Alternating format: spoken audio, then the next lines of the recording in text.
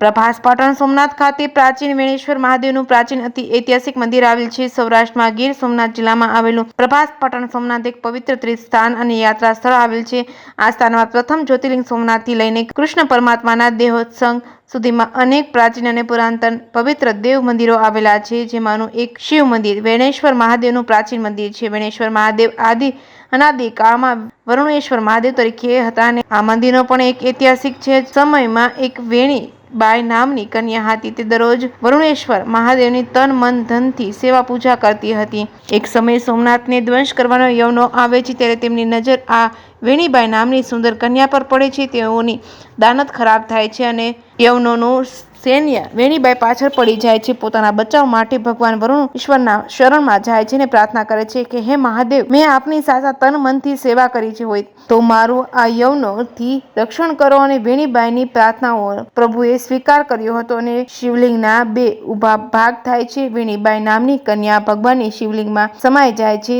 લિંગ આપમેળે ભેગી થઈ જાય છે અને ચોટલો બહાર રહી ગયો હોવાથી યવનો ચોટલો ખેંચવાનો પ્રયત્ન કરે છે, પણ ચોટલો ખેંચાતો નથી, પથ્થર સ્વરૂપ બની જાય છે। સૈન્ય શિવલિંગને તોડવા માટે કુવાડામાં ઘા મારે પણ લિંગ તૂટતી નથી। હાલ પણ તે કુવાડાના ઘા તથા કાણા મોજૂદ છે। ભગવાન કોપાયમાન થાય છે અને લિંગની અંદરથી ઝેરી ભમરાઓ નીકળે છે। યવનોનો સૈન્યને કરડે છે અને બેભાન થતા જાય છે। ત્યાર પછી યવનો ભાગી જાય છે। આ રીતે મહાદેવ વેણીબાઈ નામની કન્યાની રક્ષા કરવા માટે આવેલ વેણીબાઈ ભગવાનમાં સમાણી એટલે તે વરુણેશ્વરમાંથી વેણેશ્વર મહાદેવના નામે ઓળખાય છે। વેણેશ્વર મહાદેવના મંદિરે દેશ વિદેશમાંથી અનેક રાજ્યોમાંથી તથા આજુબાજુના ગામમાંથી સ્થાનિક ગ્રામજનો પણ આ મંદિરની સેવા પૂજા કરીને પોતાના પરિવારને પાવન કરે છે। વેણેશ્વર મહાદેવ પણ દરેકની મનોકામના પૂર્ણ કરે છે। જેકેસી ગુજરાતી સાથે મહેશ વાજા, સોમનાથ। જય સોમનાથ। હું ચંદ્રશેખર નરહરી મહેતા સોમપરા બ્રાહ્મણ સમાજનો સભ્ય છું। ગીર સોમનાથ જિલ્લામાં આવેલ પ્રભાસ પાટણ કે જે એક મોટું તીર્થ કહેવાય છે, આ તીર્થની અંદર સોમનાથ જ્યોતિર્લિંગથી લઈ કૃષ્ણની દેહોત્સર્ગો ભૂમિ સહિત અનેક પ્રાચીન મંદિરો આવેલા છે, જેમાંનું આ એક વેણેશ્વર મંદિર છે। આ વેણેશ્વર મંદિર પણ અતિ પ્રાચીન અને પૌરાણિક રહેલું છે અને જેમની કથા પણ દિવ્ય રહેલી છે। પહેલાં આ મંદિર વરુણેશ્વર તરીકે પ્રખ્યાત હતું। યવન કાળમાં જ્યારે યવનોનું રાજ હતું, એ સમયની અંદર એક વેણીબાઈ નામની કન્યા હતી, જે ભગવાન વરુણેશ્વર મહાદેવની હરરોજને માટે નિત્ય સેવા પૂજા કરતી હતી।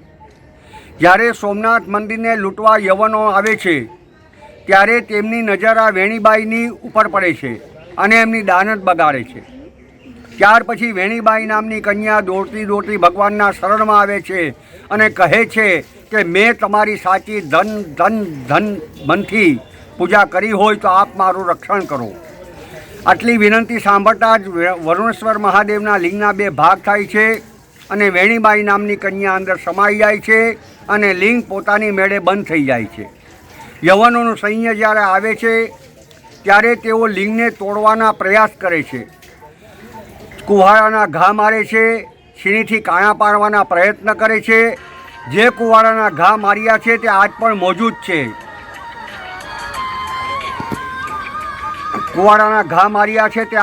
મોજૂદ છે। યવનોનો વેણીબાઈનો ચોટલો ભૂલથી બહાર રહી જાય છે, જે તોડવાનો પ્રયત્ન કરે છે, ખેંચવાનો પ્રયત્ન કરે છે, પણ તે પણ ખેંચાતો નથી। ભગવાન કોપાયમાન થાય છે અને લિંગની અંદરથી ઝેરી ભમરાઓ નીકળે છે અને યવનોના સૈન્યને કરડે છે અને બેભાન થતા જાય છે। આ રીતે વેણીબાઈ નામની કન્યાની રક્ષા કરી ભગવાને। વેણીબાઈ નામની કન્યા અંદર સમાણી અને વેણીબાઈ નામની કન્યા સમાણી એટલે વેણેશ્વર મહાદેવ એવું નામ પડ્યું। આ સ્થળની મુલાકાત અનેક ભક્તજનો, બહારથી આવતા વિદેશી, દેશ વિદેશીઓ અને ગ્રામ્યજનો હરરોજને માટે દેવ સેવા પૂજા ભક્તિ કરે છે અને પોતાના હરેક મનોકામનાને તે પૂર્ણ કરે છે અને અહીંયા આવતા લોકોની તમામ મનોરથ પૂર્ણ થાય છે અને ભગવાન વેણેશ્વર મહાદેવ તેની દરેક ઈચ્છાઓને પૂરી કરે છે અને પોતાની જાતને ધન્યતાને અનુભવે છે. જય વેણેશ્વર મહાદેવ કી જય.